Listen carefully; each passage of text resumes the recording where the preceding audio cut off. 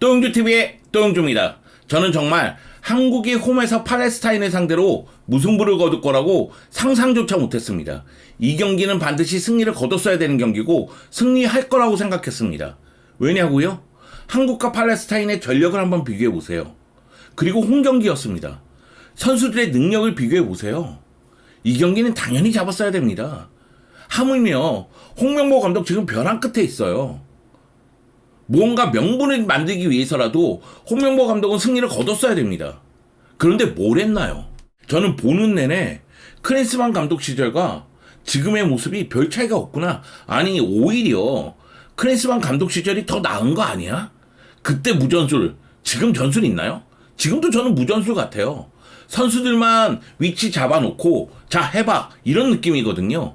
그러니까 결국은 U자형 빌드업만 이루어지면서 비효율적인 공격이 나왔고 골을 넣지 못하면서 0대0 무승부 기록한 거 아닙니까? 이건 참사죠. 대참사입니다. 축구협회의 무능, 감독에 대한 의구심, 경기력 처참함, 이게 우리의 현실입니다. 문제를 인지를 했으면 고쳐나가야죠. 지금 상황이 이 지경인데 협회와 감독은 이야기 듣질 않아요. 사실 이 영상을 만들지 말까 생각하고 있었어요. 왜냐면은 이미 팔레스타인전 리뷰 영상은 다른 유튜브에서 재빠르게 올려놨거든요. 그래서 굳이 또영주TV에서 이 영상을 만들 이유가 없습니다. 그럼에도 불구하고 제가 지금 영상을 찍는 이유는 지금 이 순간 이 상황을 또영주TV도 기록해 놔야 되겠다는 생각을 가졌어요. 또영주TV가 언제 없어질지 모르겠지만 향후 몇 년 뒤에 한국 축구의 문제점에 대해서 얘기할 때 이 순간 이 영상을 분명히 쓸 거라는 느낌이 들었어요. 그래서 이 영상을 찍고 있습니다. 참담함을 느끼면서 영상 시작하도록 하겠습니다. 함께 가시죠. 렛츠고! 한국 대표팀은 지난 5일 서울 월드컵 경기장에서 2026 북중미 월드컵 아시아 지역 3차 예선 B조 1차전 팔레스타인전을 치렀습니다. 이 경기는 0대0 무승부로 막을 내렸죠. 한국 대표팀은 경기 초반부터 주도권을 잡고 공격적으로 임하고자 노력을 했습니다. 하지만 효과는 미비했죠. 오히려 전반전 경기력을 봤을 때 팔레스타인의 역습이 더 위력적이었습니다. 팔레스타인은 골까지 기록했지만은 오프사이드로 취소되는 장면도 있었어요. 그리고 팔레스타인 같은 경우에는 역습이라든가 세트피스에 대한 준비를 철저히 하고 나온 느낌도 들었습니다. 반면에 한국 대표팀은 중앙 쪽에서 뭘 만들지 못하면서 U자형 빌드업이 됐고 측면 쪽에서 단순히 올리는 공격이 이루어졌습니다. 그러다 보니까 공격의 효율성은 계속해서 떨어지는 모습이었죠.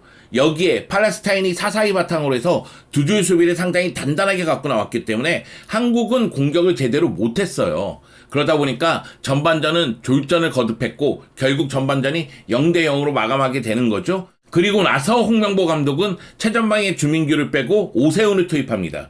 그리고 황희찬 선수를 투입하면서 또 변화를 꾀하죠. 황희찬 선수가 들어가면서 오세훈과 함께 투톱처럼 움직이고 이가인 선수가 중앙 쪽에서 플레이를 좀 더 많이 가져가면서 경기의 주도권을 완전히 잡기 시작합니다.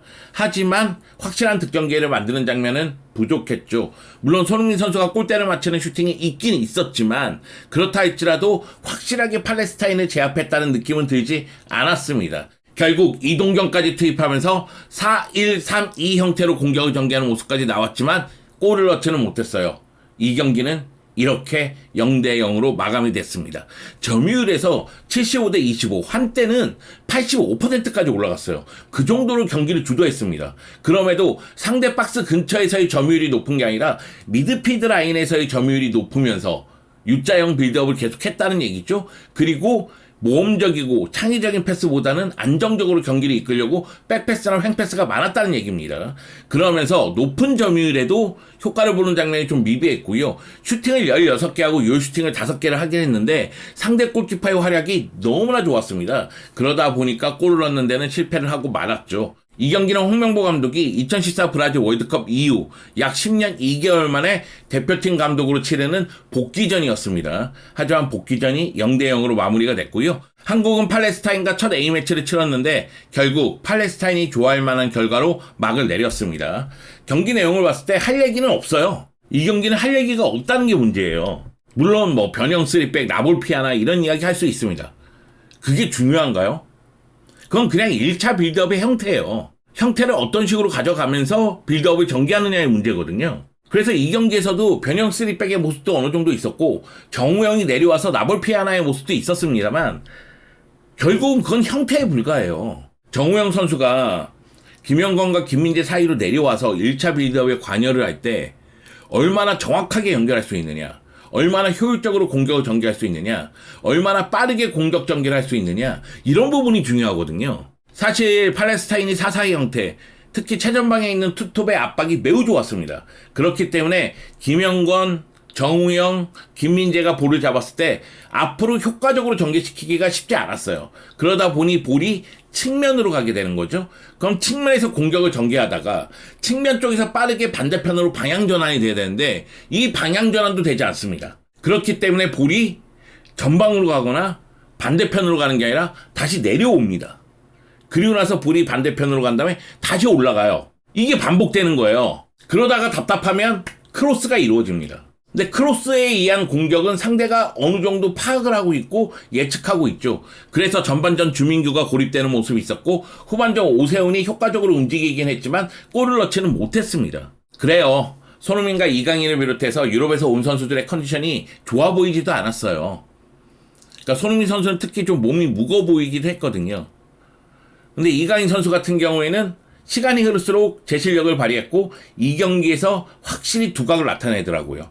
압박이 강할 때 온도볼을 통해서 무언가 만들 수 있는 선수잖아요. 그러다 보니까 후반전에 뭐 슈팅이라든가 반대편 대각선으로 넘기는 크로스 이런 부분에 의해서 득점 기회를 만들어주고자 노력했고 그런 모습이 효과를 보는 장면이 있었습니다. 황인범하고 원투 패스 주고받으면서 오른쪽 하프 스페이스 침투에 들어가고 마무리 짓는 모습도 상당히 날카로웠죠. 근데 이거는 이강인 선수의 솔로 플레이입니다. 이강인 선수의 재능만 이용한 거예요. 홍명보 감독은 조금 더 세부적인 전술을 짜놨어야 됩니다. 그리고 패턴 플레이를 만들어 놨어야 돼요. 전방 쪽에서 움직이는 선수들이 그렇게 많은데 상대의 미드필더 라인과 수비 라인 사이에서 볼을 잡아주는 선수가 없어.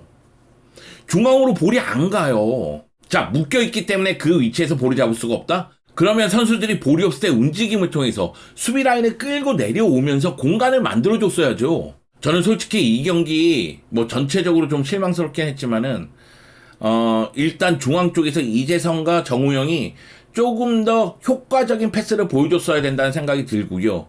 그리고 최전방의 주민규라든가 오세훈이 폭넓게 움직일 필요성이 있었다는 생각을 갖고 있습니다.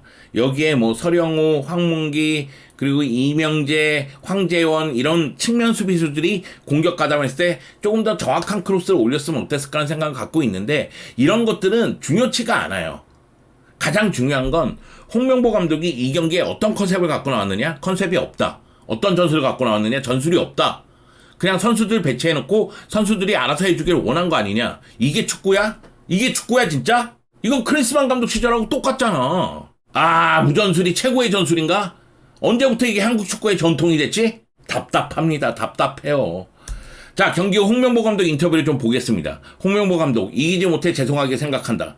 전반전은 좋지 못했다. 후반전은 개선이 됐지만 득점이 나오지 않아 아쉬웠다. 요까지는 그냥 팩트 얘기한다고 생각해요. 반대 전환과 공의 스피드가 빨라야 했는데 그러지 못했다. 자, 아까 얘기한 부분이죠. 전체적인 경기의 템포가 올라가야 되고 방향 전환 패스가 이루어져야 되는데 그러지 못했다는 얘기입니다. 근데 당신이 만들었어야죠.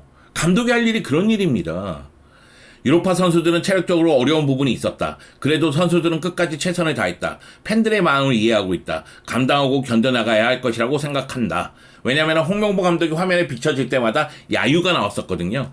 홍명보 감독 입장에서는 뭐 어쩔 수 없는 부분이긴 한데 그러니까 축구협회나 홍명보 감독이나 왜 사태를 이 지경으로 만들어놨는지 나는 이해가 안 가요. 감독 선임을 이렇게 해가지고 이사단을 만들어 놨어야 됐나. 그럼 팔레스타인의 다복 감독은 뭐라고 하는지 한번 봅시다. 팔레스타인의 다복 감독은 어려운 경기지만 결과를 낼 수 있어 행복하다. 원정 경기이다 보니 한국 팬들의 열기가 뜨거웠지만 압박감 속에서 결과를 낼 수 있는 선수단이었다. 전반전 100%가 아니었음에도 선수들이 잘 따라와줘서 원하는 경기력을 보일 수 있었다. 결과가 조금 아쉽다. 이 얘기는 뭐냐면 팔레스타인 다복 감독은 이길 수 있다고 생각한 거예요. 야, 이거 한국 붙어보니 별거 아니네? 얘네 다 따로따로 노네? 이거 잡을 수 있겠는데? 이런 생각 당연히 들죠. 그리고 어려운 상황에 희망을 주고 싶었다. 모두에게 감사하다. 경기 전에도 이런 이야기를 한 적이 있는데 현재 팔레스타인 상황이 굉장히 안 좋잖아요. 그래서 팔레스타인에 희망을 주고 싶다는 이야기를 다봇 감독은 계속 했습니다. 그리고 경기 결과가 이렇게 끝났으니까 팔레스타인은 당연히 본선 진출에 대한 희망을 좀 가질 수 있게 됐겠죠. 한국 대표팀이 대단한 일을 한 거죠. 팔레스타인 쪽에서는 만약의 경우 한국 원정에서 대패를 당하면서 첫 경기 시작했다면 3차 예선이 정말 어려웠을 텐데 한국 원정에서 무승부를 거두면서 모든 팀들에게 알려진 겁니다. 이제 피파 랭킹 96위한테도 홈에서 승리를 거두지 못하는 팀이다. 우리 해볼 만하다. 홈에서 무조건 잡고 원정에서 무승부 거두면 한국 내릴 수 있다. 이런 생각 당연히 가지게 되겠죠.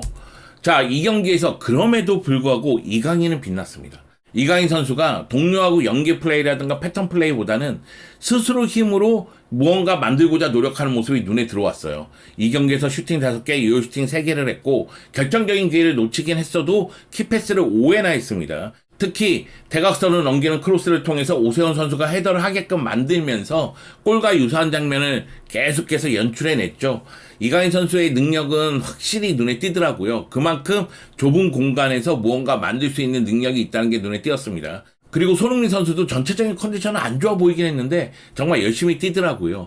특히 골대를 맞추는 슈팅, 저는 골인 줄 알았어요. 완전히 제치고 들어가서 슈팅했기 때문에 골인 줄 알았는데 그 슈팅이 굉장히 아쉽긴 했는데 손흥민 선수도 확실히 주장으로서 고군분투해주는 모습이 있었습니다. 결국은 홍명보 감독은 손흥민과 이강인을 어떻게 써야 될지에 대해서 고민을 해야 돼요. 그러니까 손흥민 선수가 슈팅 3개인데 요 슈팅이었거든요. 손흥민 선수에게 슈팅할 수 있는 기회를 어떤 식으로 만들어주느냐, 이강인 선수가 어떤 식으로 경기의 영향력을 더 높이게 만드느냐, 이런 부분에 대해서 홍명보 감독이 반드시 해결책을 찾아내야 됩니다.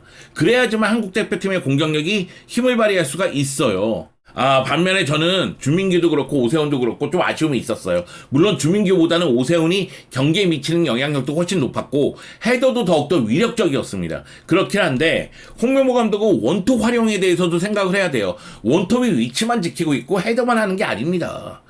수비를 끌고 나와야죠. 수비를 흔들어 놔야죠. 그러니까 원톱이 종적인 움직임뿐만이 아니라 뒷공간으로 빠져들어가면서 헤더 슈팅을 하고 몸싸움하면서 헤더 슈팅하고 이런 것뿐만이 아니라 종적으로 좀 끌고 다니면서 다른 동료들에게 공간을 만들어줘야 됩니다. 주민규 선수 고립되는 모습이 있었잖아요. 오세훈 선수 득점 기회를 골로 연결시키지 못했잖아요. 물론 잘했습니다. 골키퍼의 활약이 있었기 때문에 골로 연결이 안 된 건 맞지만 역시 오세훈 선수도 조금 더 경기에 미치는 영향력이 높아져야 된다. 그렇기 때문에 홍명보 감독은 앞으로 원톱을 누굴 쓸지 모르겠지만 원톱에게 조금 더 많은 걸 요구해야 되고 원톱을 이용한 공격을 만들어놔야 된다는 생각이 들었습니다. 마지막으로 김민재와 팬들의 대화가, 논쟁이라기보다는 대화죠. 대화가 상당히 이슈가 됐잖아요. 경기 끝난 다음에 김민재가 팬들 앞으로 가서 이야기 나누는 모습이 있었는데 김민재는 시작 전부터 야유가 들려서 아쉬웠다. 다른 의도는 없었고 응원해 주시는 팬들에게 감사함을 느끼고 있다. 더 많은 응원 부탁드린다. 이런 이야기를 했는데 저는 이거는 어쩔 수 없다고 생각해요. 지금 대한축구협회나 홍명보 감독 선임 과정 생각해보세요. 화면에 홍명보 감독이 비춰졌을 때 야유가 안 나올 거라고 생각을 했습니까? 팬들에게 응원을 강요할 수는 없습니다. 근데 김민재 선수의 마음도 이해는 돼요. 어려운 문제입니다. 어려운 문제예요. 자, 이강인 선수는 감독님은 이미 정해졌다. 응원보다 야유로 시작해 안타깝다. 선수는 감독을 믿고 따라야 한다. 응원 부탁드린다. 상황이 이미 정해졌으니 응원 부탁드리겠습니다. 이런 이야기죠. 손흥민도 아쉬워하는 팬들의 마음은 이해가 가지만 이미 결정이 됐고 우리가 바꿀 수 없는 부분이 있다. 응원과 사랑 부탁드린다. 이미 감독은 정해졌다. 그렇기 때문에 이 감독을 믿고 우리 한번 가보자. 이런 이야기 같습니다. 하지만 우리의 마음은 또 그렇지 않기 때문에 팬들의 야유라든가 비판은 계속해서 이어질 것 같습니다. 그리고 야유하고 비판을 하면 좀 들으세요. 귀를 열고 들어! 저도 그렇게 생각해요. 경기장 안에서 야유하는 것보다는 경기장 밖에서 건설적인 비판을 하고 발전적인 방향으로 가는 게 맞다고 생각합니다. 근데 주구장창 얘기하는데 안 듣잖아. 그럼 경기장 안에서 야유를 보낼 수밖에 없는 거잖아요. 안 들으니까. 그래서 제가 팬들의 마음도 이해한다는 거예요. 근데 김민재의 마음도 이해한다는 게 이게 대표팀 경기잖아요. 근데 야유를 보낸다는 건 마치 못하길 바란다는 그런 느낌이니까 대표팀 선수로서는 마음이 상할 수 있죠. 물론 저는 김민재 선수가 굳이 그런 제스처를 펼쳐야 됐나? 이런 생각도 좀 들어요. 왜냐하면 결국 논점이 흐려지면서 문제가 이상한 방향으로 흐를 수도 있거든요.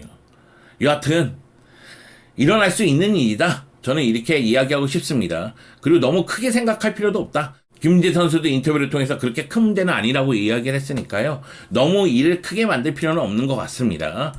자, 이제 10일날 오만과의 2차전이 있습니다. 오만 원정 경기죠. 만약의 경우 오만 원정 경기에서도 승리를 거두지 못한다? 이거 정말 큰일입니다. 그런 측면에서 생각했을 때 홍명보 감독은 시간이 많이 남아있지 않지만 정말 준비를 많이 해야 될 것으로 보여요. 이미 홍명보 감독에 대한 여론은 안 좋을 대로 안 좋아요. 그런데 팔레스타인 이제 5만전 이런 경기에서 성적을 내지 못한다? 할 얘기가 없을 겁니다. 변명의 여지가 없을 겁니다. 저희는 지금까지 축구협회와 감독님 선임 문제에 대해서 공정성에 대해서 얘기를 했어요. 그런데 이건 능력이 부족하다는 게 드러나는 사실이기 때문에 홍명보 감독 입장에서는 5만전 반드시 잡아야 돼요. 그래야지 홍명보 감독은 자신에게 없는 명분을 조금이라도 만들 수 있지 않을까. 뭐 그렇게 중요한 명분도 아니지만 여하튼 그런 생각이 듭니다. 자, 한국 대표팀 월드컵에 나가는 길 쉽지 않습니다. 대한축구협회 홍명보 감독 여전히 귀를 닫고 있고요. 그리고 경기력 크리스만 감독 시절과 큰 차이는 없습니다. 그렇기에 변해야 됩니다. 변하기 위해서는 우리가 문제를 인지해야 되고 지켜봐야 됩니다. 5만전 경기 지켜보겠습니다. 그 다음에 대한축구협회와 홍명보 감독에 대한 이야기 다시 시작해야 됩니다. 진짜 경기 보는 내내 힘들더라. 이게 뭐냐.